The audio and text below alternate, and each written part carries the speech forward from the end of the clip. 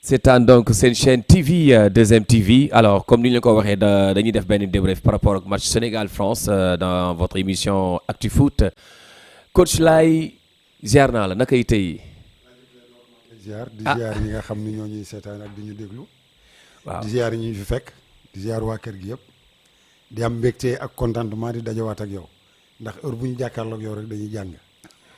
waaw déet nag bu wax loolu jàng moom su amee yow yaa may jàngal ma leen di fàttali ni moom moo formé Pape Thiaw et l'histoire retiendra donc coach Laye mi ngeen di gis nii moom moo formé Pape Thiaw loolu dinañ ci ñëw après incha allah di ñaanal Pape Thiaw mu am ndam mais Pape Thiaw bu egsee fii tey li ñuy wax yoon bi ngay jël dafa am looy ramassé waaw li mu ramassé ci yoonam moom mi bokk na ci donc xam-xam yi mu taataan coach Laye mi bokk na ci ñi ko jox xam-xam moom Pape Thiaw di ko jaajëfal di ko santati di ko gërëm coach. waaw Sénégal teg na 11 tibam. France teg 11 tibam. Sénégal mi ngi am Edouard Mendy dans les buts Krépin Diatta Koulibaly Niakhaté El Hadji Diouf en défense El Hadji Malick Diouf en défense. nga am au milieu Idrissa Gana Gueye Pape Gueye ak Lamine Camara. nga am aussi en attaque un trio d'attaque Ismaël Sarr Nicolas Jackson ak Sadio Mané. Déjà dans un premier temps ndax bett na la wala bettu la. bon Clay lii du lu ñu bett pourquoi parce que c'est ça la certitude du coach parce que bu ñuy xool depuis que le Sénégal a joué la Coupe d'Afrique c'est presque les 11 de départ su fekkee dafay changer. day changé par 1-2 joueurs génne Ismaïla Sarr dugal Iliman Ndiaye génne Lamine Camara indi Sadio Mané ci digg bi départ loo Iliman Ndiaye ci côté yi je pense que ni il l'a fait avec une certaine certitude la preuve en est que quand les gens se doutaient de Kalidou Koulibaly ak de Gana Gueye pour man il a voulu travailler dans la régénération des joueurs leur permettre de pouvoir être beaucoup plus actifs pour ce match que d'être beaucoup plus actif pour les autres matchs amicaux et autres donc moom ci wàllu boppam li mu def certitude la ko defee li mu def expérience la ko defee parce que joueurs yi kenn ku ci nekk ci ñoom am nga capital expérience par rapport aux compétitions bu la permettre tey nga mën a ñëw jàkkaarloog France def li nga xam ne ñoom la ñuy xaar ci ñoom. merci beaucoup coach li nga wax dafa am solo mais xam nga mbir mi dafa am lu ci am mooy Sénégal dafa jouer 2 matchs amicaux. léegi maanaam Pape Thiaw réeral maanaam face xar kanamu Sénégal mu réer ñëpp loolu piège la Sénégalais yu bari mer donte sax am na ci défaite mais mu am ci Sénégalais yu bari ne pourtant man gis naa ci sama bopp mais li ci ëpp ci Sénégalais yi ñoom dañuy gisuñu ci seen bopp. waaw mais c'est normal xam nga quand tu fais une préparation tu ne te dévoiles pas étant donné que tu dois rencontrer une équipe boo xam ni daje woon ngeen en 2002 nga gagné ko. donc l'histoire retiendra par rapport ak li nga xam ni moo xewoon 2002.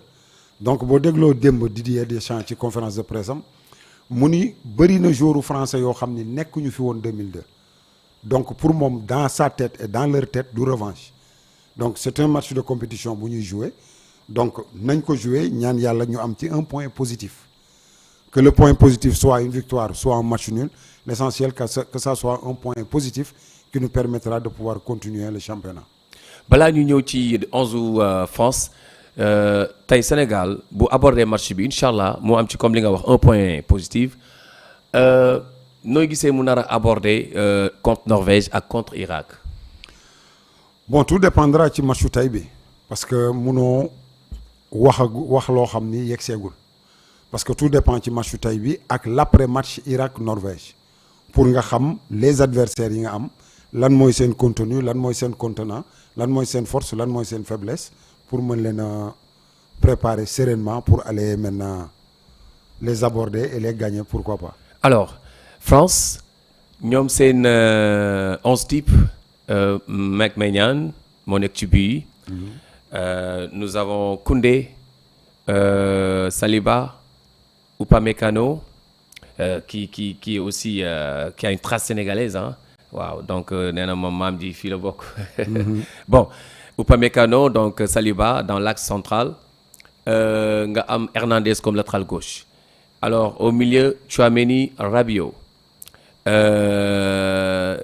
en fait je peux dire même dire 4 attaquants, mais comme meneur, nous avons Ousmane Dembélé, les excentrés Doué et Olysée, avant-centre Mbappé.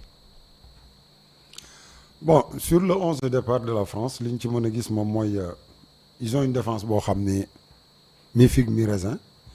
Étant donné que Saliba, lors de la Coupe d'Europe, il est passé complètement à côté parce qu'il a terminé la Coupe d'Europe d'une manière boo xam ni ça ne donnait pas satisfaction. Donc Upamecano, c'est un joueur boo xam ni certes am na africanité, mais il est un peu lourd parce que boo ko xoolee il est un peu lourd. Donc si on le prend de la vitesse war nañu mën a am ci moom dara.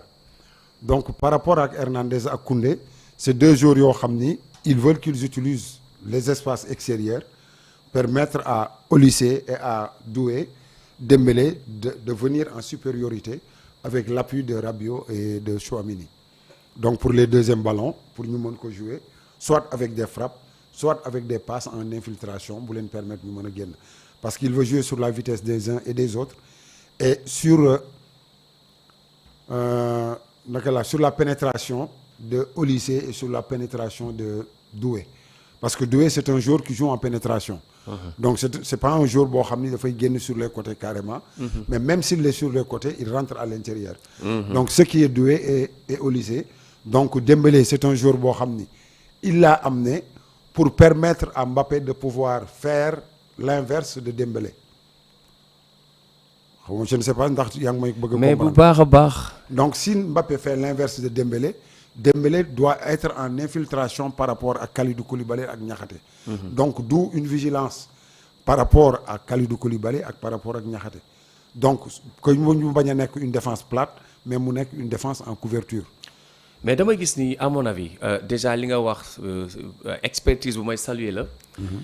Mais est-ce que Deschamps aussi nekkuloon di hésiter entre Cherki ak Dembélé alors que de l'autre côté par exemple entre Dembélé ak Olysée fallait kenn toog banc wa il a Doué toog banc mu utiliser deux gauchers donc sur les côtés mais est-ce que gisoo ni à la place de Dembélé en tout cas Cherki la fa doon teg. Bon boo xoolee quand il préparait l'équipe de France il l'a préparé avec ses hommes. Cherki il est venu après. Donc comme Cherki est venu après. Donc c'est un joueur montante, c'est normal que mu démarrer avec Dembélé par rapport à l'expérience et par rapport à ce que Dembélé a fait lors du championnat de la Champions League avec Paris. Donc boo xoolee Paris ñoom tamit dañ ko doon manager pour bañ mu user wu pour avant Coupe du Monde bi. Boo xoolee buy jouer à un moment donné il le sortait, il le mettait sur le banc muy jouer le rôle de quelqu'un boo xam ni c'est une personne morale par rapport à l'équipe.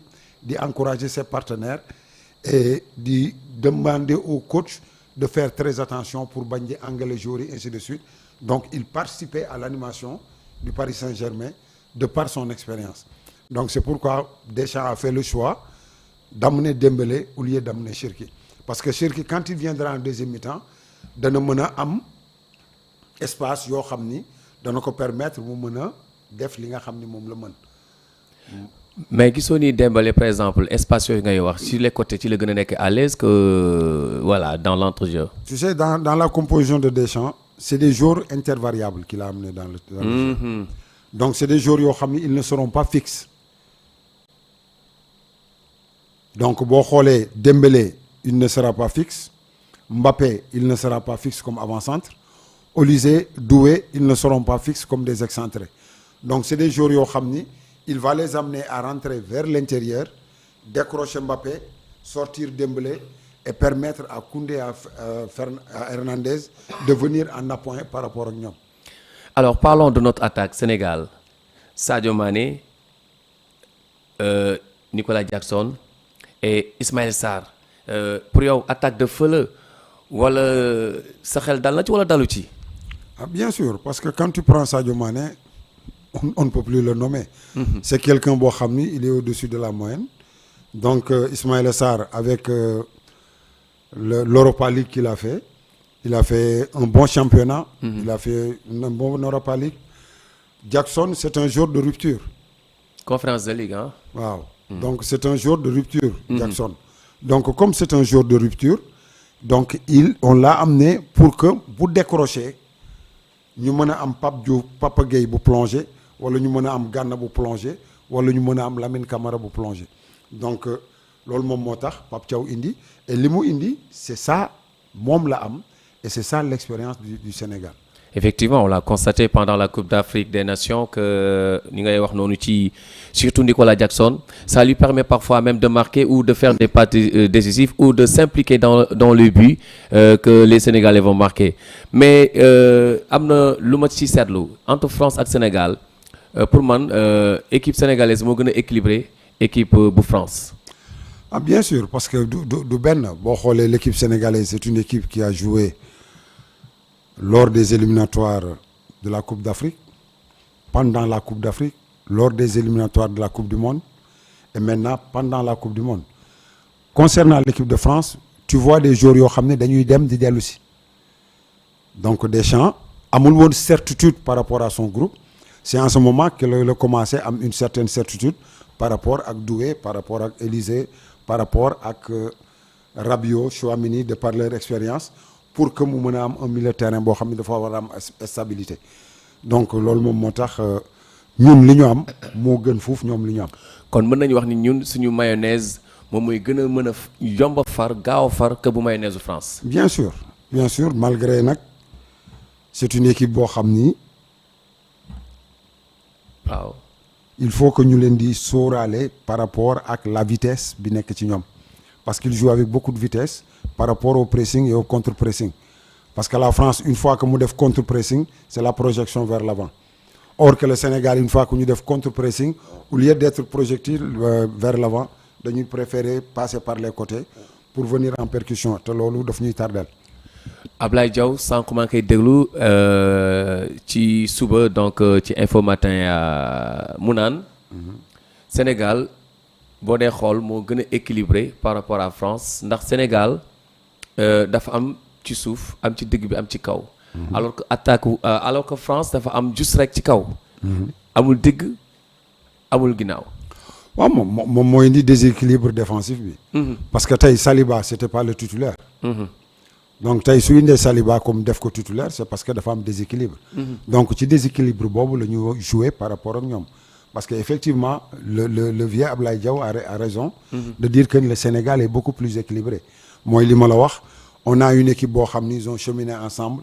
pendant des mois des années ensemble. donc tey l'équilibre elle est là kenn ku ci nekk xam nga sa morom lan la mën a apporter bu sa morom demee xam nga fan nga ko war a mën a xaar ainsi de suite te loolu peut-être amul au niveau de la France. coach pour yow Sénégal France premier mi-temps score bi ñaata la.